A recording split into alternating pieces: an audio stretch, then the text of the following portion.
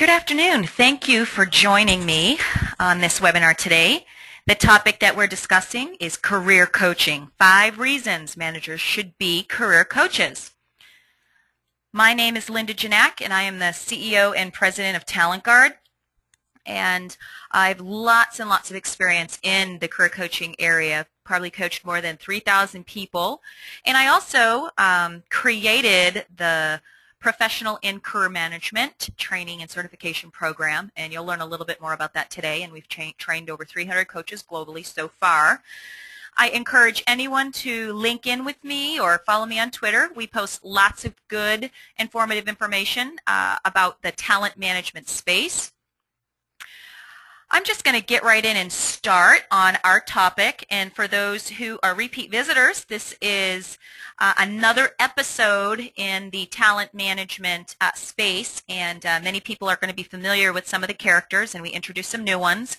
If you are not new, if you are new, then I would strongly encourage you to go look at some of our other webinars, because this is almost like a series on TV where it continues to grow off of each episode, and you'll really enjoy the storyline. So Jerry is the CEO of a company called Medco. It is a medical device company, has 15,000 employees. Jerry has been only on board for a short period of time, but he's coming in with some huge challenges, both from a global, how do we grow the company, how do we grow the product line, but also in terms of what's happening internally. Morale is low. There has been a huge attrition rate, and the employee surveys have not been very favorable. So he's got a big challenge ahead, but he is a person who's personally committed and dedicated to employee development. So the company is excited about that. But today he's not having a good day. And that is because Sarah, his Director of Human Resources, shared some of the latest comments on Glassdoor. And up until this point, he thought that he was moving the needle more than it's showing on Glassdoor. And if you're not familiar with Glassdoor, it's an area where employees anonymously can post specific feedback about your company. And although that's very intimidating, it can be very effective in fostering change.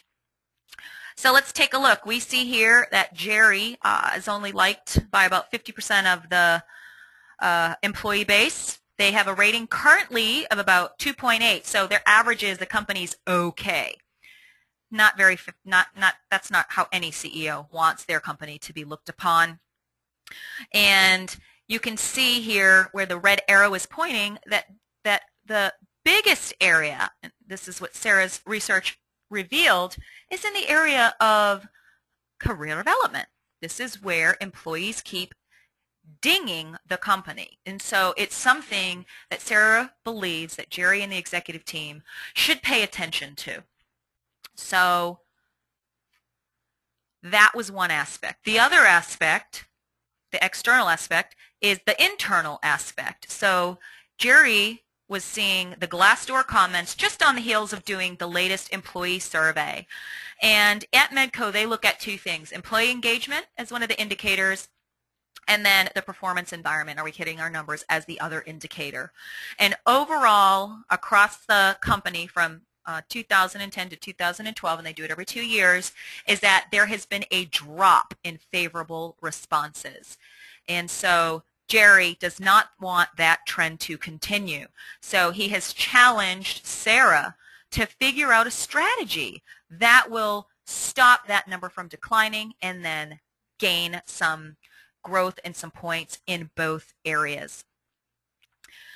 So if we look at the voice of the customer, what does it break down into? Well, you can see some of the points here, and the point that has the most significant drop is the comment, "I am satisfied with my career." There has been a significant drop in that area, and it coincides, again, like I said, with Glassdoor. So Sarah doesn't want to do the same old that they've been doing internally. She wants to figure out how she can move the needle, because she wants to work for a company that has a strong employer brand, that is recognized as an employer of choice, and is recognized as somewhere where employees want to work. They want to bring their friends in because they think it's such a great company. So how is she going to do that? Well, first and foremost, recognize the conclusions that they came to.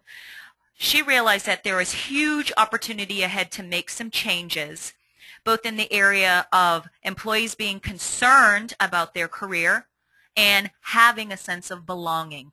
Those were the two goals that Sarah was focused on solving. So, what did she do first? Well, the first thing she did is she said that we need to have a cohesive voice of management. What does management want employees feeling and saying? So how can we start to change the conversation? How can we start to change the dialogue in a manner that drives a positive result at the end? So she broke it down into two areas and worked with the team on the top, 5 or 6. We don't want a huge laundry list. We want something that we can look at and check the box at the end of the year on whether we achieved it or not. Some examples. What managers want employees saying: that I have a promising future at Medco. I have many career opportunities, upward and lateral. I have confidence in the future, right? So start changing that dialogue and start thinking about the words, because words change behavior. Behavior changes words. It goes hand in hand. But let's put a stake in the ground and let's teach people how to move toward the actions that are required to get to these actual positive comments. And we're going to talk about how to do that. Because Sarah, and you will have seen this in the past webinars, is someone who really likes to try new things. So, she has that mentality of run fast and try new things, and if you fail, recover quickly, right? That is a very strong motto, and I think it's a very strong cultural tenet that is something Jerry wants spread through the company. So she's like, I want to try something new. I want to try something we haven't done before. I want the focus to be at the manager level, and it really needs to foster positive change. So Sarah decided that career coaching would be the strategy that she would use to help foster that change. So what is career coaching? And you're going to hear the word career coach, career counselor, career consultant used consistently, and each has a slightly different meaning. But fundamentally, they're all about the same thing. It is a process that managers will use to support employees in planning their career. Support. It's a supportive role. A coach is a supporter, right? So, if you think about it in sports as well, the coach doesn't play the game. The coach teaches the players to win. And everybody has a particular area and strengths and skills. It's the same philosophy, but applied in a different way. So, what reasons does Sarah have for wanting the managers to be effective career coaches? First and foremost, it will help shape the culture, and a culture of change. And the culture that they have right now at Medco, who is based on a real company, is a tell culture. They have one of, they basically tell everybody what to do. And when you're in coaching, it is more of an asking mentality. So what are the 5 things? Well, she wants managers to be able to identify employee strengths and weaknesses, not only against the role that they're in, but against a future position. She wants to help them understand how to align goals to personal planning and to fill gaps. Help managers support employees in the development of short and long-term career plans, not just the goals. Support employees in exploring methods for meeting these goals, and to help with what I call reboarding and reintegration. It's one thing to have an onboarding program for new employees, but you really need to think about extending that onboarding program for people who are in transition. And this could be a positive transition, an individual contributor going from that role to a manager role. That requires new skills, different ways of thinking, different behaviors, and as you know, if you've ever been through that kind of a process, it's very difficult. So in thinking about coaching, she had many audiences to consider, like many organizations. And each of these different audiences have very unique needs. So kind of how her organization breaks down, she has about 45 executives in the C-suite.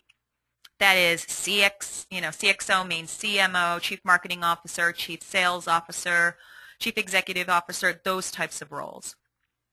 She has 200 senior leaders, and then she has 14,000 managers, employees across the globe. So not only does she have these 3 different audiences, she has a whole bunch of diversity things to think about as well, and then cultural innuendos. So it's, it can be quite challenging to think about how we're going to approach this new development model. And Sarah also explored several coaching approaches. So as you know, if you're familiar with coaching, that you can use external coaches. And external coaches are typically private practices, usually made up of 1 to 3 people most often. There are some coaching organizations that have, more than that, but it's hard to find those. And then internal coaching. So should Sarah hire people that were in private practice, bring them inside, and have them be dedicated 100% to coaching of the team, or promote people from within to be coaches 100% of the time? Or should we do something more along the lines of the manager as a coach, which is as part of their job, as part of their daily interactions, and not just a dedicated role, but how do we facilitate that process? And as you can imagine, there are several factors to consider when thinking about, the external versus internal versus manager as a coach approach. First one being cost, second one being timing and resource, and the third one, and I think it's most important, is impact. What kind of impact is going to happen to my employees, to my managers, and to my bottom line? She has to think about all of those things. And here's how Sarah started to think about it. And I'm just using a small example for each of these. And we can, really build out a great model for everything. But this is just to give you an idea of what you need to think about. So let's just take the 45 leaders in the C-suite. It's going to cost about $600,000 to coach those people. And you're typically, on the low end going to see something like $15,000 per person, all the way up to, I've seen as high as $40,000 per person. But you really need to think in those terms. And, that's probably going to represent about 675 hours of coaching. And then if we take a couple of goals per person, we're going to talk about 120 goals that some of these external coaches are going to be required to look at and manage and help these leaders maintain. Now, when we have external coaches, they're typically seeing these leaders either once a week or once a month, either by phone or in person. And those 45 leaders are going to take that coaching, and it's going to have an impact. It's going to have an impact at the next level down, at the kind of senior manager level. And in this particular case, we saw about a 22% increase in retention and engagement after the entire program was done. So that was very, very good. But there was minimal impact at the employee level. So what happened is basically the buck stopped at middle management. And so Sarah's thinking, we can't use external coaches for everyone. It's just not cost prohibitive. It's cost prohibitive. So how do I think about making this affordable so that I can achieve my goals?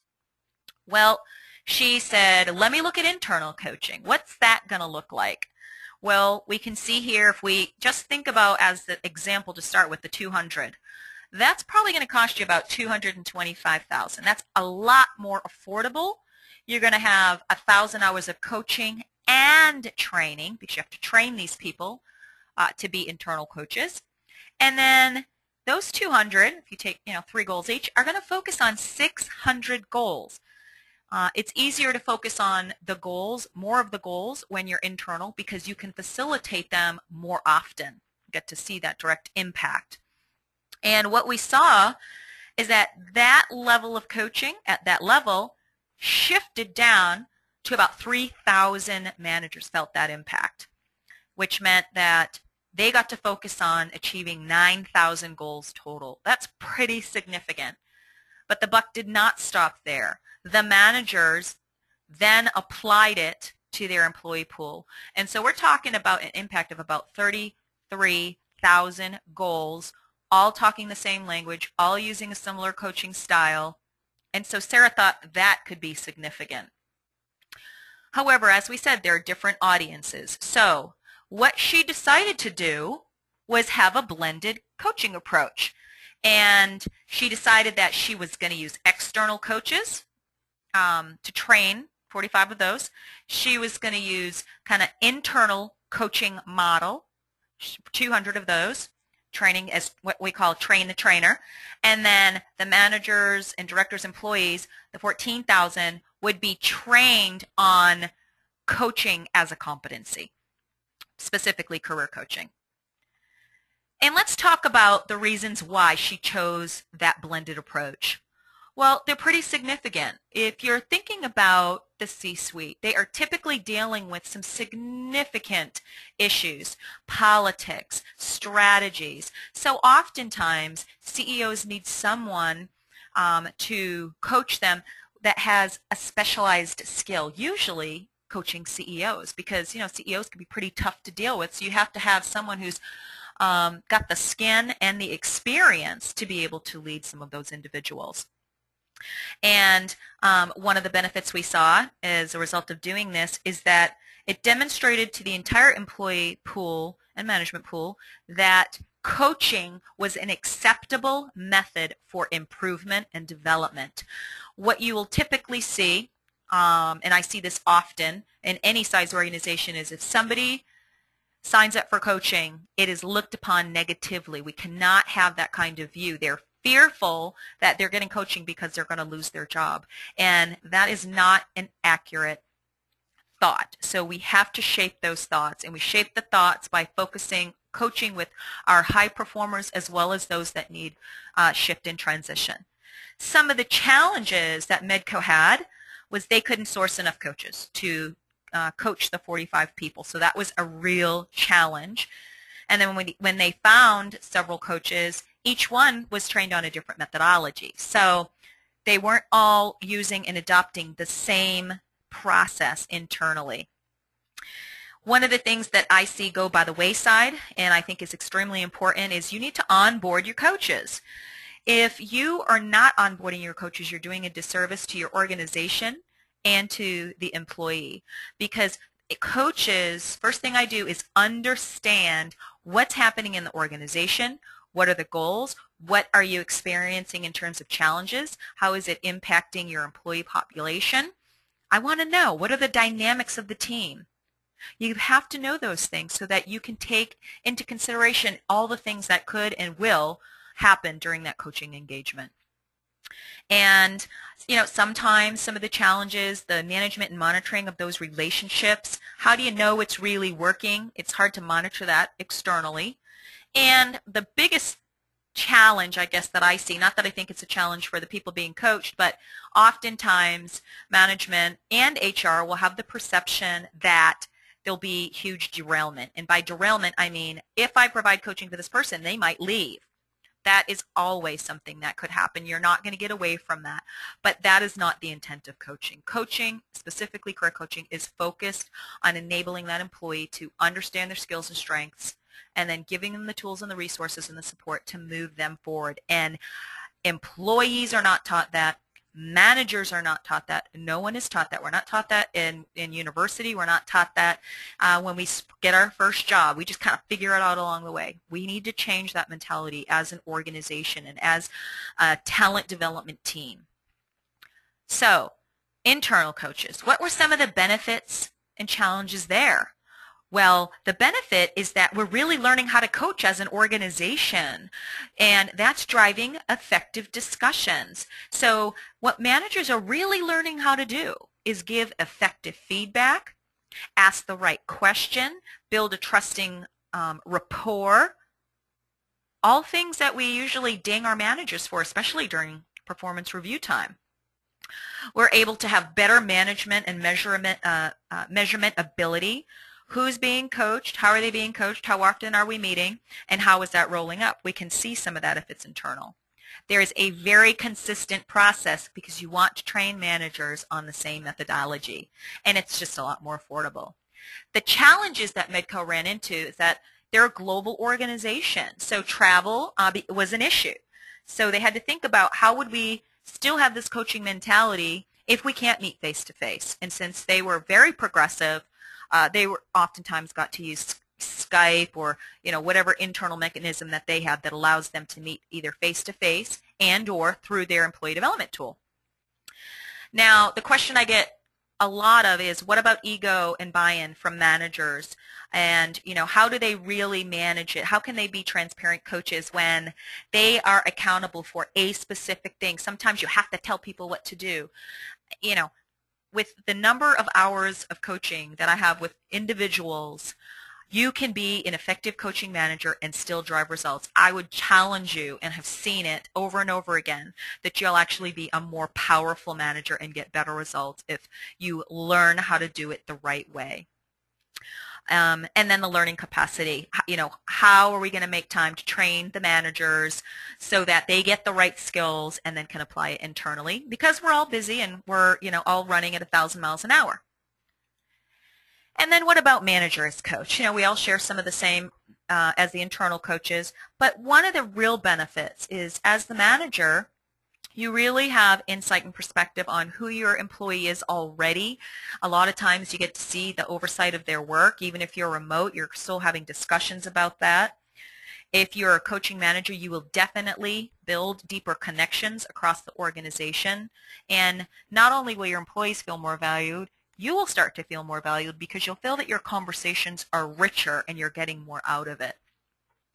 From a challenge perspective, what HR typically deals with is making sure that managers apply it consistently.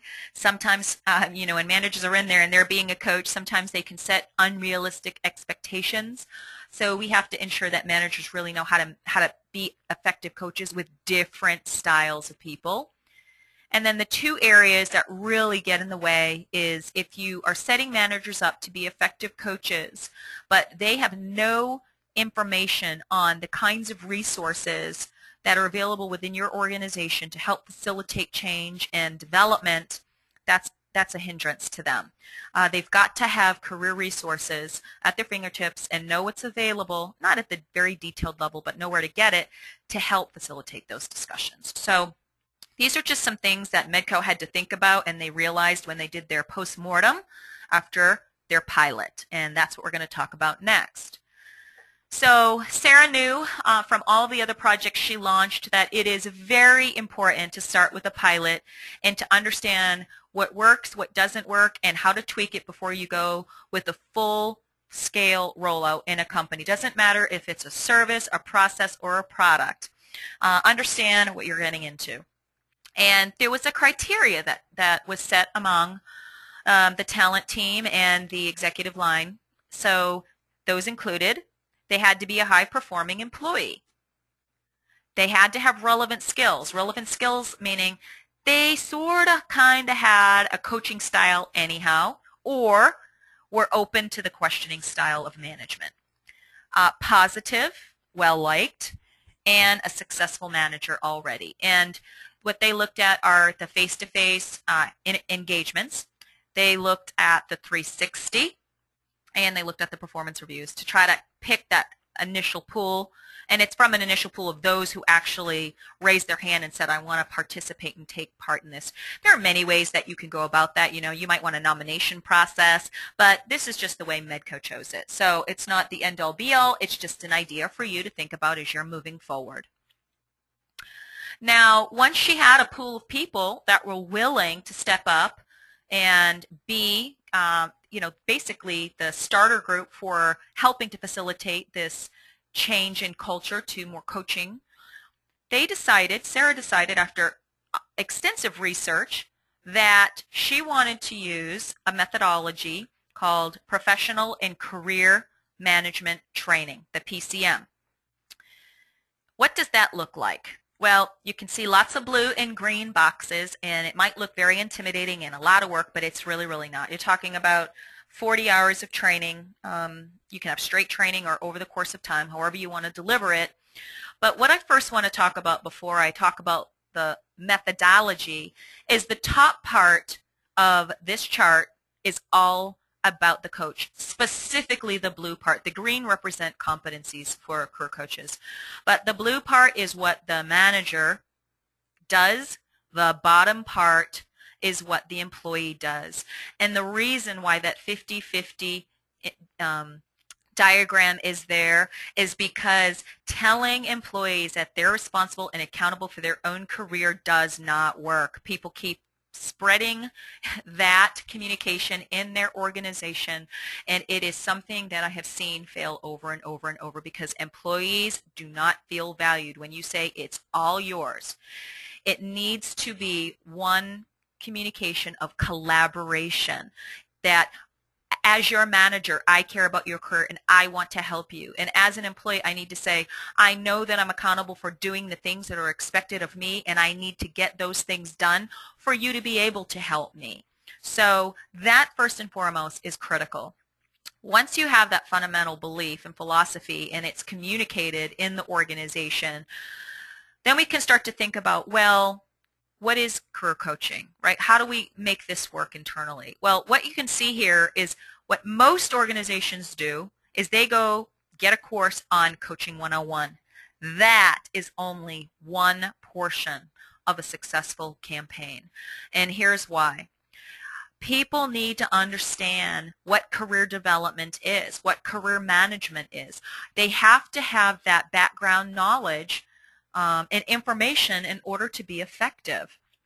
Then they need to understand people differences, and not everybody's trained in HR or psychology or org development, and this isn't a lesson in a deep dive into that, but it touches upon it. They need to understand that people need to be coached differently. We have diversity issues. You have a coaching process. That's where our coaching box fits in right there. You have to understand that. Then we have to understand what are all the different pathways and what are all the different phases that an individual is going to go through from the point of when we get out of college all the way through our midlife crisis and beyond. What are those pathways we're thinking about? What are those life challenges we're experiencing, and how do you effectively coach through that? Then you get into the core of the model, which is the blue, and the magnify, the align, target, create, and harness. That is about the entire coaching process of helping employees understand who they are and how they are going to make an impact, how they and the manager are going to manage the career through the process, how we're going to manage and change the brand, because if you're an individual contributor and you go to a manager, it's a brand change. And then how are we going to harness the results by building a new network, by building new resources, and then measuring if we're effective. And kind of the way that it works is for each box, if you kind of move more away from the middle line, the coach is doing this and the employee is doing this, and each of these are steps that typically are followed throughout the process. So you can learn more about that on training.talentguard.com. This is just a high-level overview. So how would we put something like this in action? So once everybody is trained, and as I said, that PCM model, the blue and the green is the train the trainer, and the blue is typically what the managers and the employees are trained on.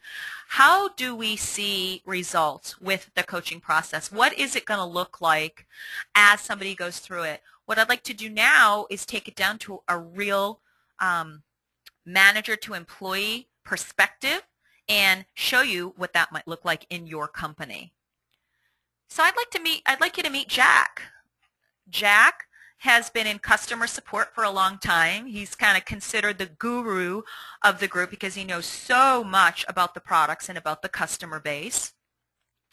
Jack's direct report is Jill, and Jill has been at the company for quite some time, and Jill's also known as the Director of Customer Success.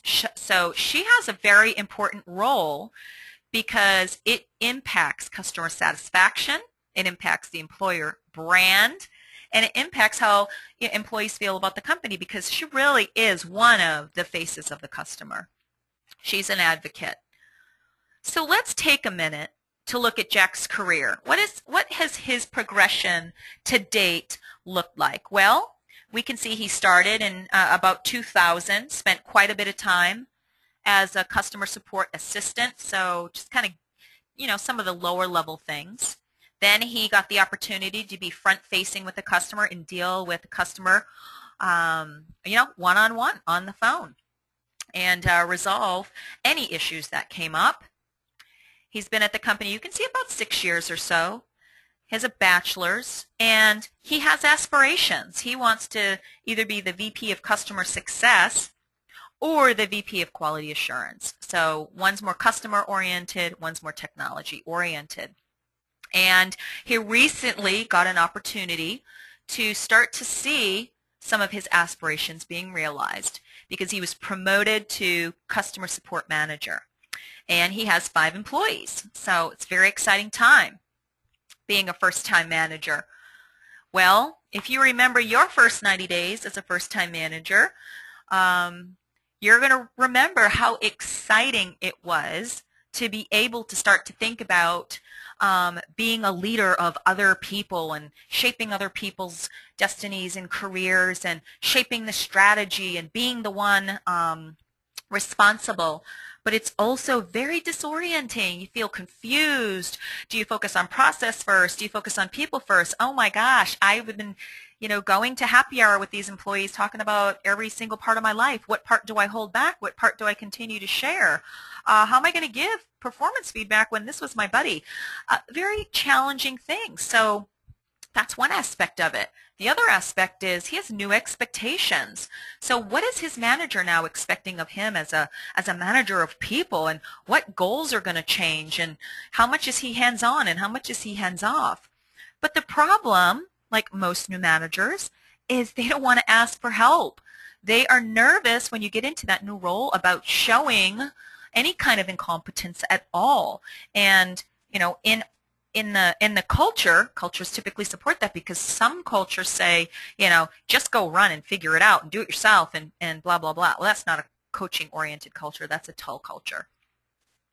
So let's look at Jill, because there are 2 sides to the story, as I said. Jill is a pace-setting manager. So what that really means is she has a mentality of telling her employees what to do, and if they're not doing it, then she'll advise them as she goes. She herself is focused on accomplishing great work still. She's still a strong individual contributor, and she values that in the organization.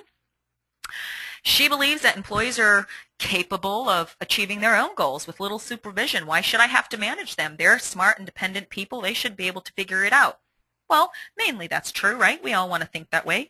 But at the same time, we need to be coaches and not just make people feel like they don't matter.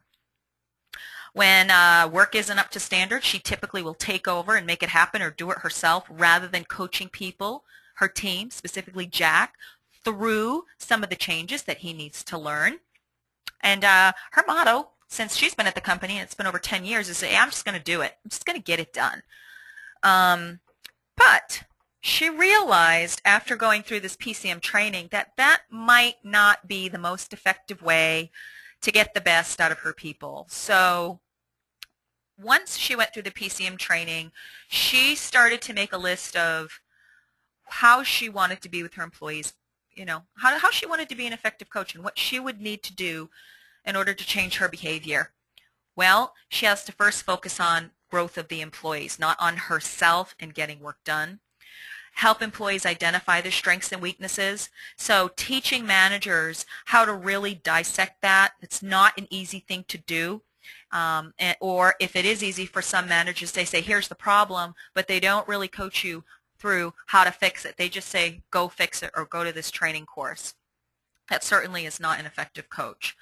They need to create an environment, right? Coaches create environments of stellar performance, of excellence, of doing good, feeling good, and being responsible for yourself and for others. So how is she going to start fostering that? And how is she going to stop doing things when things are breaking, and to teach her employees to develop new skills and to fail as fast as they can and to recover as quickly as they can? So here's the process that Jill applied to Coach Jack to where he needed to be. So if we take that blue chunk of the PCM training and break it out and take a little bit closer look at what she did, we kind of call that process the match. M for magnify the workforce, A for aligning the talents to strategy, T is for target the employees for the future growth, create the career development programs as well as the branding that's required to support transition, and how do you harness those results to see positive impact to the employee bottom line, the manager bottom line, and the company bottom line. Well, magnify obviously supports reason one that we spoke about, identifying those strengths and weaknesses and helping to think about where they fit. So what did Jill and Jack focus on the first few weeks? Well, the first session was on expectations.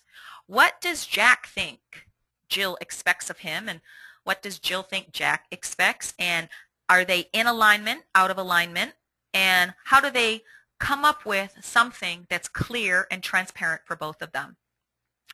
Once they had that, then what Jill needed to do, because Jack's never been a manager, is explain the skills required to be successful as a manager and how that differs from his current skills, from his functional support skill set.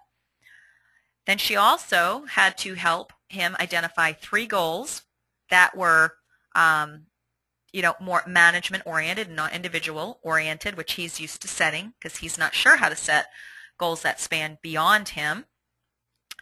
And one of the things that she thought would be useful through this process to help in all of these areas is to do a 360 based on the management competencies that Sarah had created months prior, so that Jack could really see where he sits, which then filters into the alignment phase where managers help employees understand goals, personal planning, and development gaps.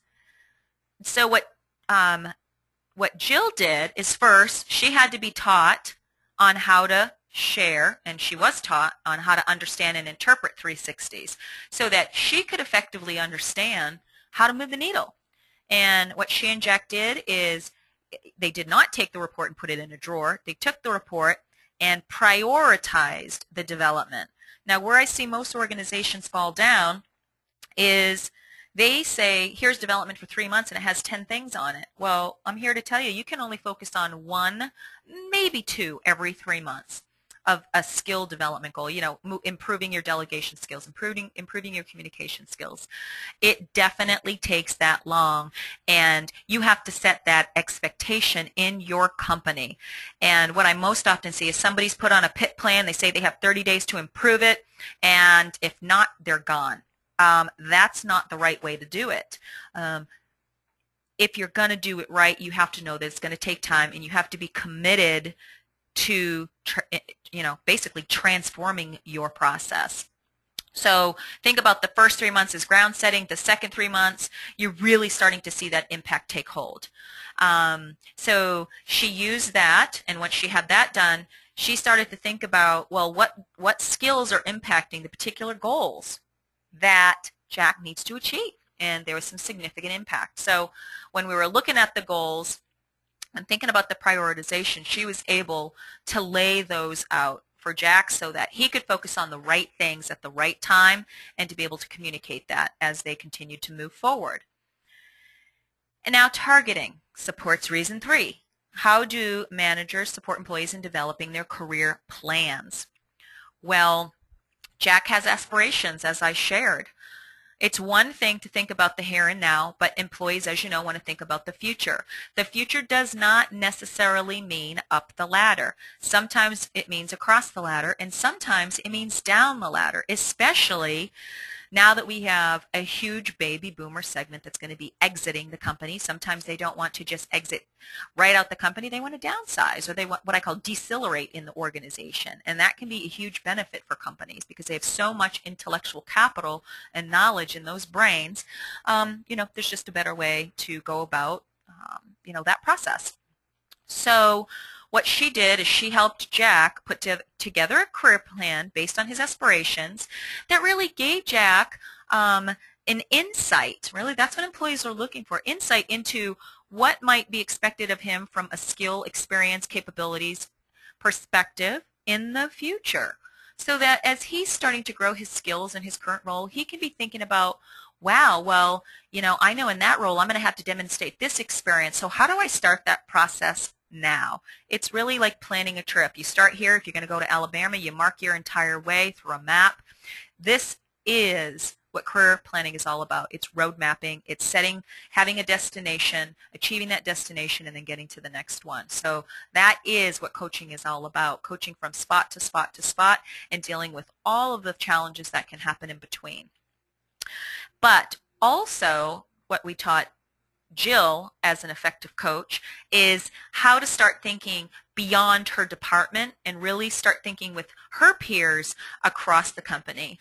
We know that Jack's interested in her department and moving up as a successor, but we also know that Jack's interested in another part of the company, which is development and QA. So how is she really going to start thinking about him in other roles? Well, we have to start sharing that information with other managers so that we can do effective succession planning, and that's where this part kicks in. And now, create. How do we really put together, after everything's about planning, put something together that we actually execute on? Well, that is what happens in the career development planning phase. Now, more often than not, when I have my talent management executive forums, I'm sitting with lots and lots of HR people, and they're telling me that, hey, it's great, we have these development plans that really look like training plans, but they don't get executed on. Well, that's because we're not teaching managers and employees how to really execute on those plans. And what does it look like to really manage, monitor, and measure a plan as you go? It's not one time a quarter. It's not one time a year. It's daily, it's weekly, it's monthly. It's all of those. So how can we start to move the needle with tools that demonstrate that progress? How can we see the visible impact? Well, you can use a tool, something like what I'm showing on the screen, and it can be used 24 hours a day. Managers have input. Employees have input. Other people have input, because we know that the work that we do impacts more than just our manager and then the employees that work for us. Sometimes it's different stakeholders, and they can also solicit input as part of those goals as well. In addition, this is where that whole rebranding, recasting, re-onboarding, come into play. We have to have mechanisms that teach Jack how he needs to start thinking about himself differently first, so that others can start thinking about him in a different way. And as a coach, we're not expecting you to be a brand master, but we want you to understand the fundamentals that are required to move somebody through that process, because it is challenging. And then finally, harness. What does it look like as we're onboarding and reintegrating and doing all of these things to drive real results? Well, we have to show Jack how to apply as he's gaining those skills. We need to say to Jack, I want you to apply this skill to this particular situation, and I want to know what the result was. So apply it, or think about it, apply it, evaluate it, and share it with me. That's how I think about life, anyhow, in general. We have to teach Jack how to network internally with a new peer group. Remember, he has peers, he has managers. How do we get him to start thinking with that group differently? We need to invite Jack and expose him to different types of meetings and engagements and projects that he had no access to before, and coach him through that. Don't just say, here it is, go run with it. That's not a good coaching style. And then you have to be able to evaluate effectiveness. If we said we're going to move the needle here, did we move the needle? How did we move the needle? What did we expect? What happened? what's new, what did we learn, and then build that into each engagement so that you are constantly moving toward excellence. So what happened after the pilot? Well, as I said, one of the indicators was that Sarah checks Glassdoor often. And what she decided with the team was that if we started to see positive results from our employees, we'll know that we're moving in the right direction. So she, of course, went out and did some searching on Glassdoor, and she was very happy to report that there was movement in the right direction. The ratings had gone up quite a bit to 3.7. Employees were saying that management is focused on employee development, on career discussion, but they still had a long way to go. It was just the beginning of the process. So Sarah knew that they still had a long way to go, but that was a great start. So that was one of the indicators she brought to Jerry and said, hey, it's working. In addition, she thought that doing the engagement survey more than twice a year would be very, very beneficial because she thinks it's just, it's way too out of date to be measuring that we need to really figure out how to take a pulse daily if possible. So Jerry was very happy about some of that positive change. As a coaching and development oriented person himself, he's very focused on that with his executive team. The comments on Glassdoor made him very happy. He was definitely on board with doing more engagement surveys, was very much for the career coaching mentality and getting everybody speaking the same language, and was willing to make that investment. And what we found with Medco over a 12-month period is that there was about a 22% increase in retention and engagement.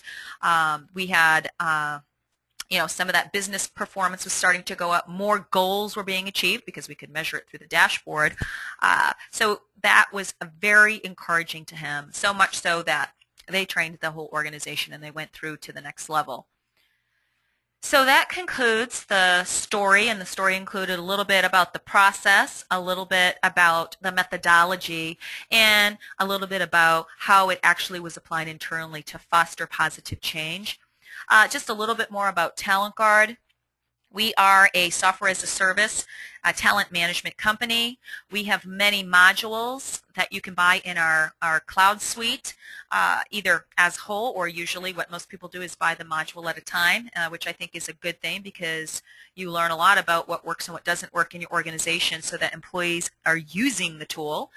And they are 360 Insights, our performance management tool, career pathing, our succession planning tool, our individual development plan that also supports internal and external coaches into the model, and our learning management system.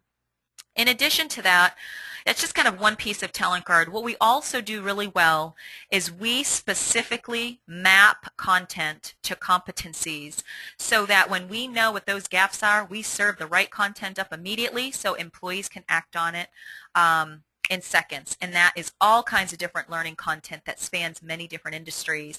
And then the final part that we bring in is the 350 global coaches and growing that are trained on the same methodology, that are trained on our software, that really understand who we are and how to coach people to coach others to be successful. And we've worked with organizations large and small. This is just a small list of some of the companies that we've engaged with.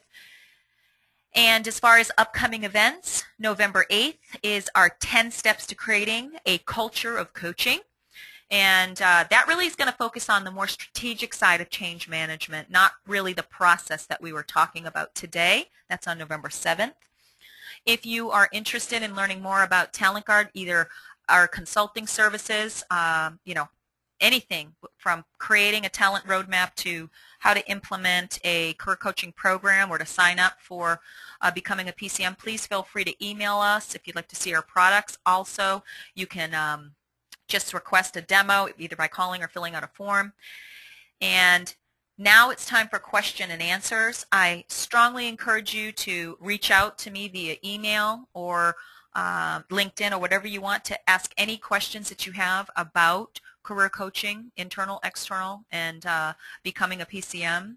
And I want to thank you so much for your time today. I really appreciate all the new people that we had on the call and our return visitors. I'm going to take that as an indicator that you like these presentations since you keep coming back. So thank you so much and have a wonderful day.